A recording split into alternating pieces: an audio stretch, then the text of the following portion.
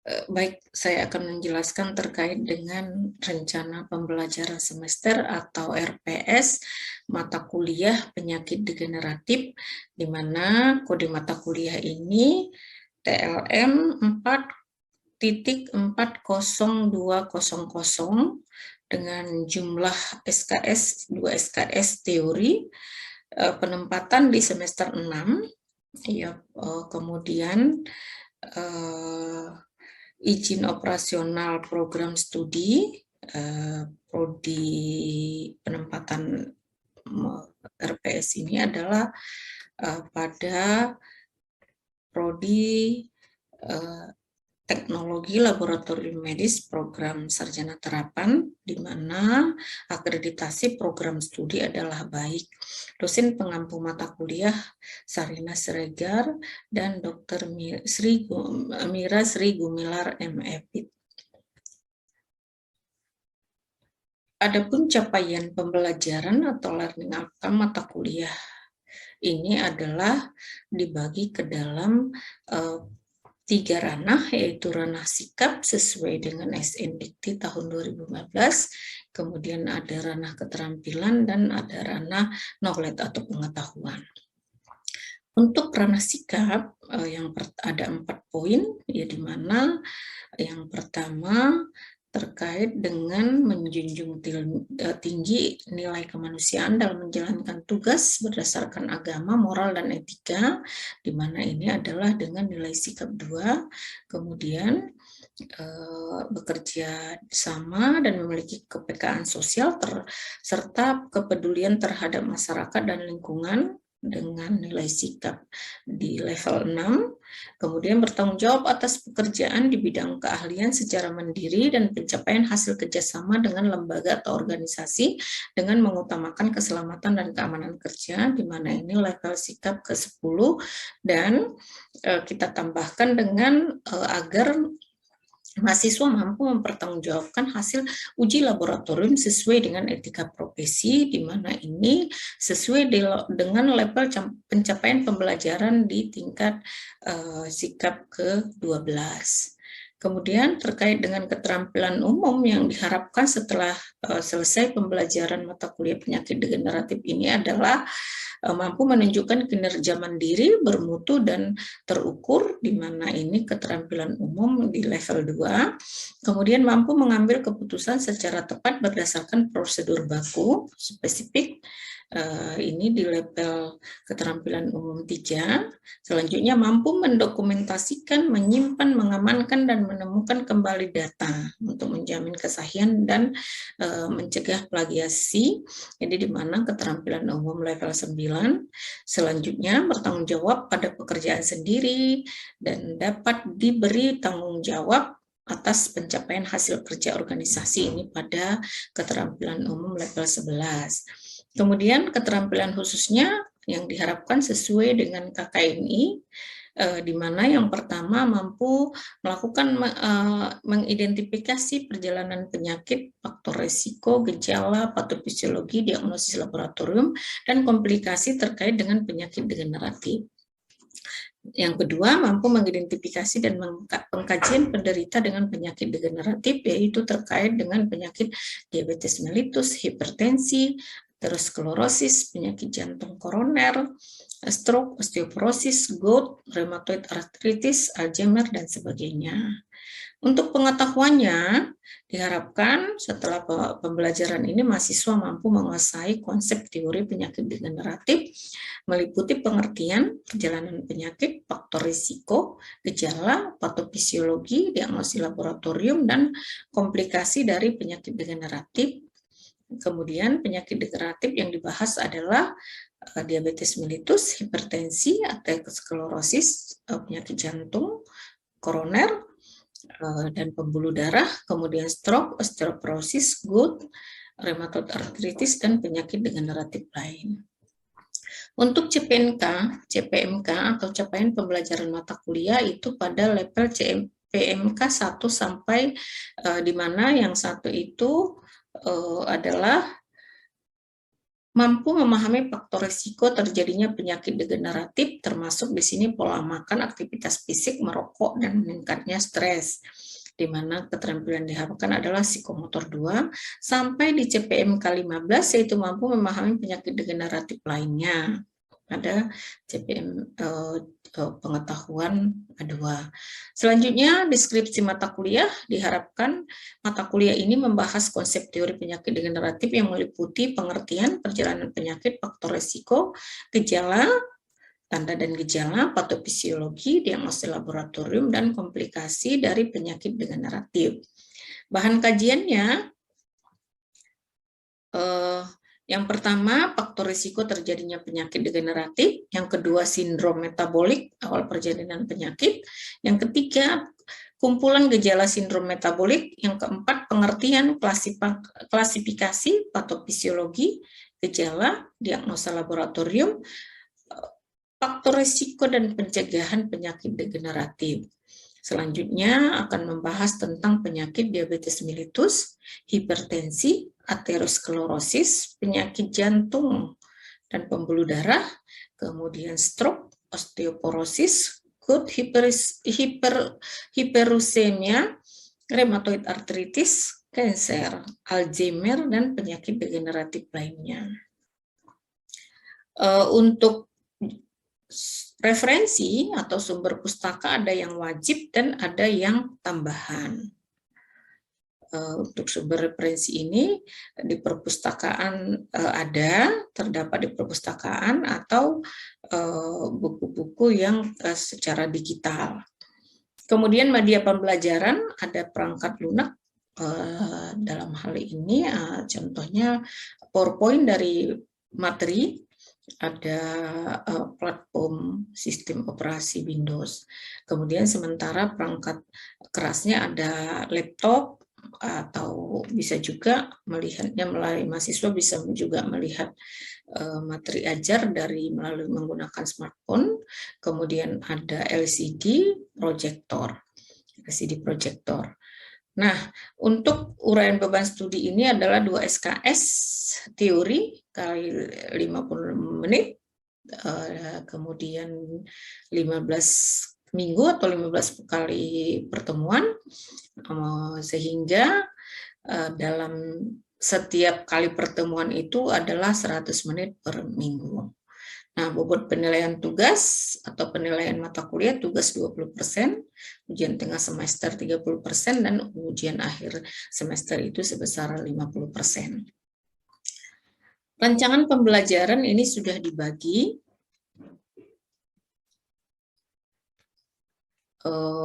Ini sudah sesuai dengan SNDikti, di mana pada pertemuan ini ada 16 kali pertemuan, 1 pertemuan untuk ujian tengah semester, dan 1 pertemuan untuk ujian akhir semester. Sudah ada di sini capaian pembelajaran pada setiap pertemuan, bahan kajiannya, metode pembelajaran itu diskusi, ceramah, kemudian ada juga pembahasan studi kasus ya dalam bentuk tutorial. Yang dibahas adalah kasus-kasus sesuai dengan penyakit degeneratif. Kemudian metode pengalaman belajar melalui kuliah interaktif, diskusi, berpikir kritis, dan pembahasan kasus. Adapun penilaian ya dilihat dari indikatornya, diharapkan mahasiswa mengenal konsep penyakit degeneratif dan faktor risikonya. Kemudian terkait dengan kegiatan penyakit-penyakitnya akan dilihat mulai dari mampu menganalisis pengertian penyakit, klasifikasi, patofisiologi, gejala, diagnosis, pemeriksaan laboratorium, faktor risiko, pencegahan penyakit sesuai dengan jenis penyakit, bahan kajian penyakit degeneratif. Teknik penilaian yang jelas kriterianya dengan kriteria tepat dan jelas bentuknya, ada yang non-tes, ada juga yang bentuk penilaiannya dalam bentuk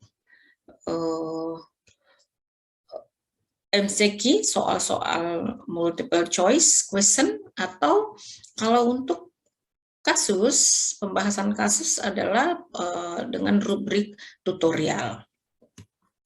Kemudian bobot penilaian keseluruhannya 100% dibagi ke dalam beberapa topik, ya. Nah, contohnya untuk pertemuan pertama ini bobot penilaiannya di sini 5% dengan waktu tatap muka 2 kali 50 menit karena dia 2 SKS. Kemudian dijelaskan juga di sini referensi yang digunakan pada setiap pertemuan. Contohnya pada pertemuan 1 itu adalah referensi 1 dan 2. Bisa dilihat di referensi, yaitu 1 dan 2 ini adalah buku ilmu penyakit dalam, kemudian yang kedua adalah penyakit degeneratif. Kemudian sampai ini sudah tertera atau sudah dituliskan sampai dengan pertemuan ke-15, dilanjutkan dengan pertemuan ke-16 itu adalah ujian semester. Kemudian penilaian di sini terbagi dari rubrik penilaian sikap, sudah ada nama mahasiswa, nilainya, sikap yang dinilai atau sikap yang harus dimiliki mahasiswa, mulai dari nilai kemanusiaan, etika akademik, kerjasama, disiplin, tanggung jawab, semangat kerja, komitmen, kontribusi, menghargai, dan nanti akan ada total nilai untuk sikap. Kemudian rentang penilaian, apabila di sini akan terlihat juga interval penilaian, apabila nilainya 0 sampai 25 itu kriterianya sangat negatif, kemudian 25 sampai 50 itu penilaian sikap negatif, 51 sampai 75 itu penilaiannya positif, dan 76 ke atas atau sampai 100 itu sikapnya sangat positif.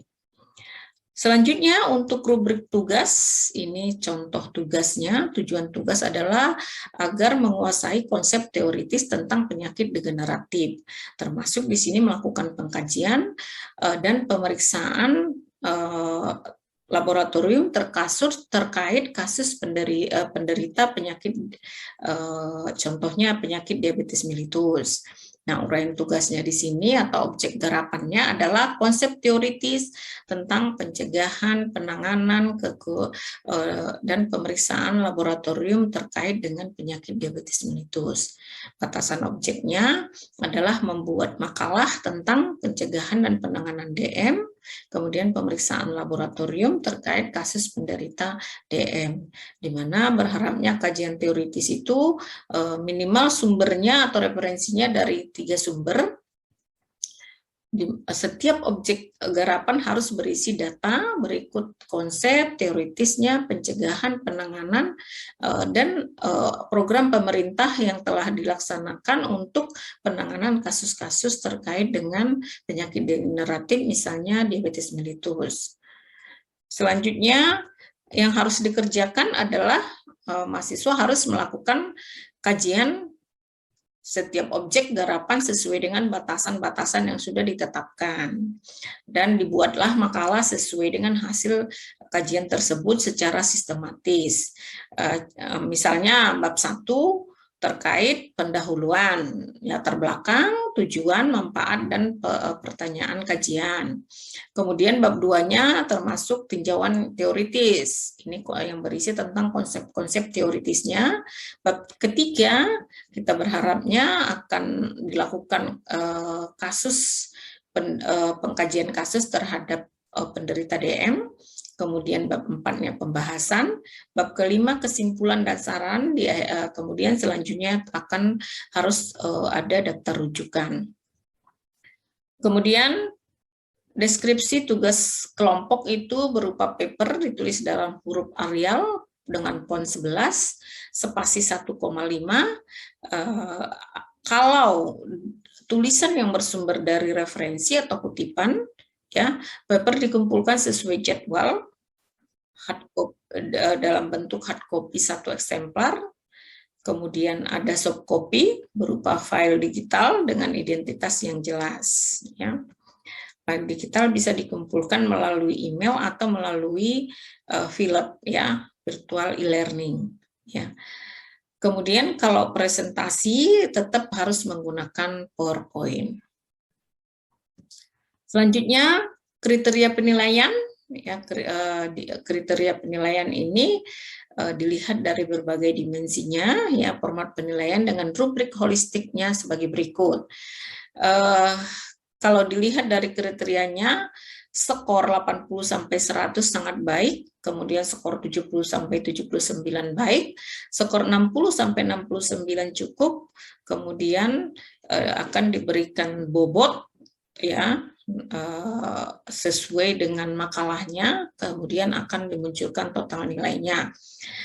Nah, makalahnya kualitas makalah atau hasil kajian bobotnya 20%, ketepatan isi dan kelengkapan referensi 20%, kualitas penggunaan bahasa 10% sesuai dengan ejaan yang disempurnakan oleh EYD.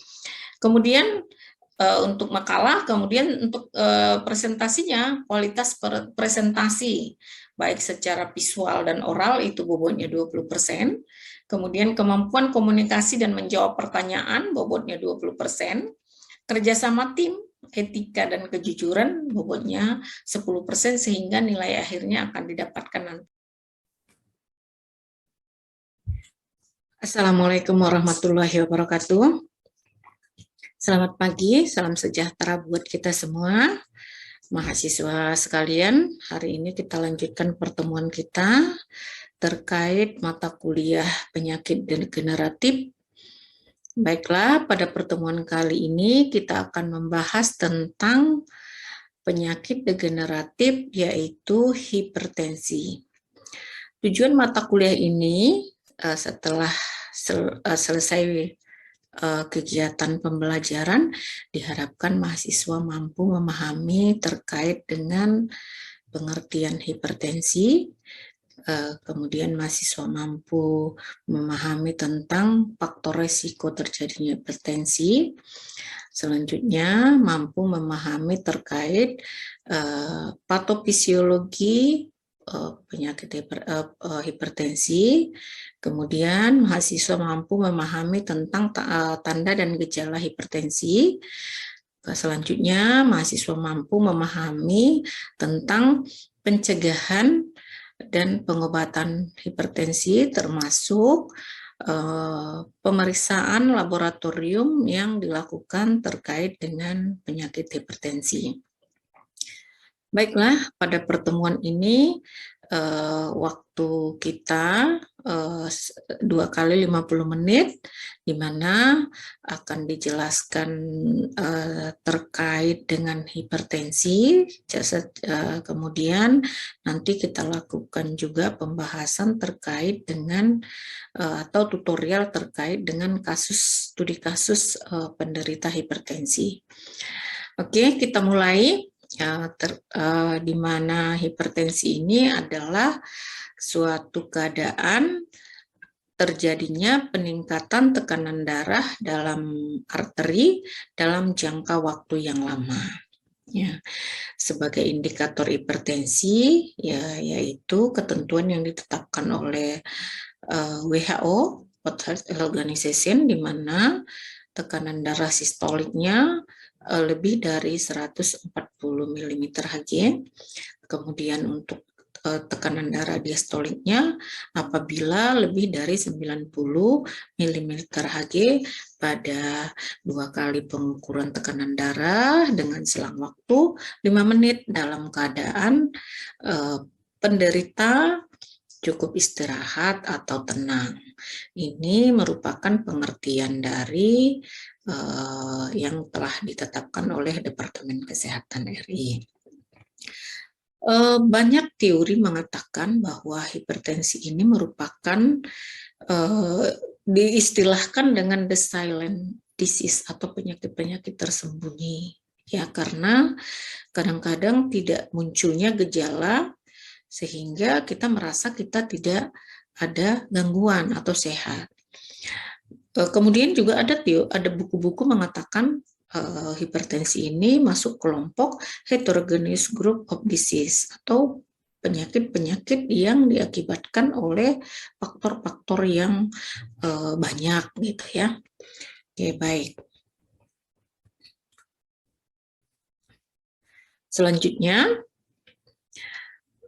apabila kita lihat dari kejadian, ya, prevalensi penyakit hipertensi ini sangat tinggi berdasarkan dasar Riskesdas, itu dikatakan bahwa 25,8%.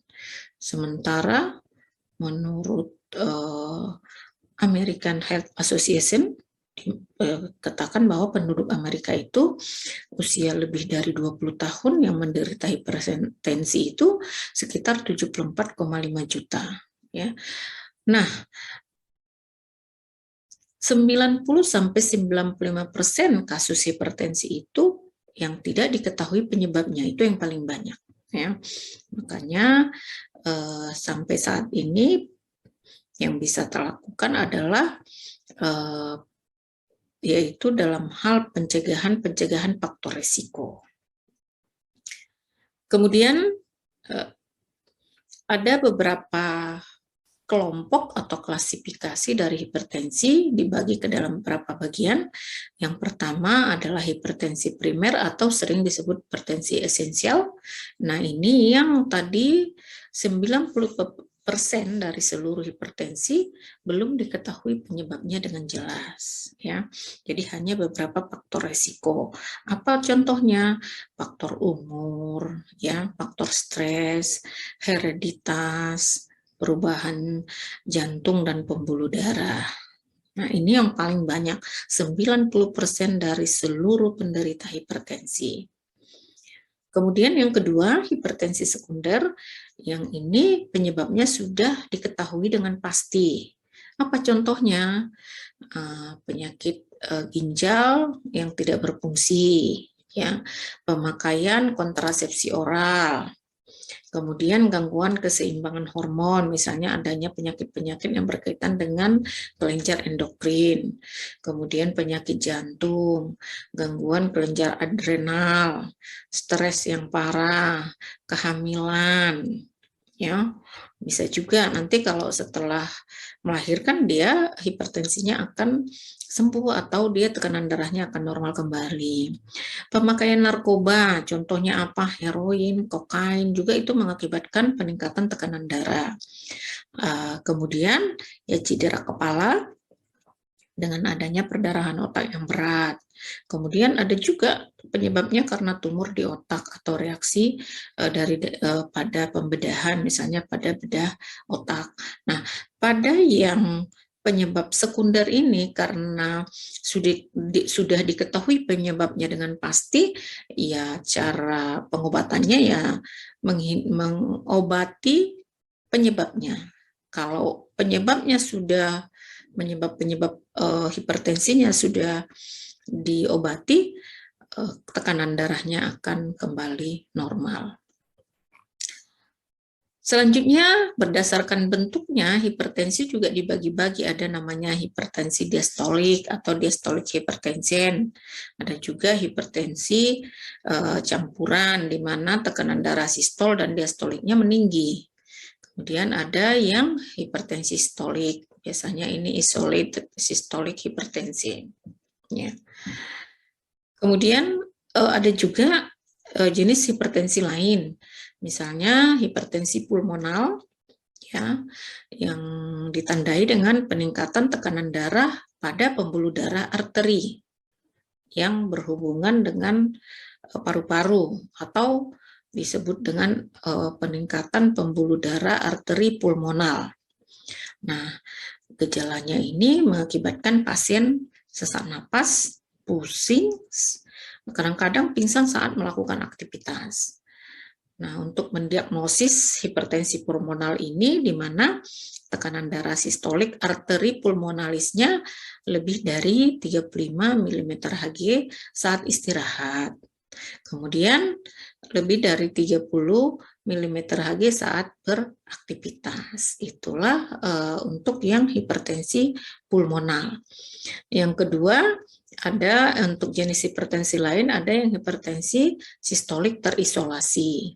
Nah, ini apabila tekanan darah sistoliknya lebih dari 140 mm Hg dan diastoliknya kurang dari 90 mm Hg. Berbeda dengan yang hipertensi, pengertian hipertensi pada umumnya yang ditetapkan oleh WHO tadi, di mana tekanan sistoliknya lebih dari 140 dan diastoliknya lebih dari 90 mm Hg. Bedanya pada yang hipertensi sistolik terisolasi ini, tekanan darah sistoliknya tinggi, sementara tekanan darah diastoliknya normal atau kurang dari 90, ya. Ini biasanya tekanan sistoliknya naik terus gitu sampai usia pasien 80 tahun. Sementara diastoliknya meningkatnya atau usia 55 sampai 60.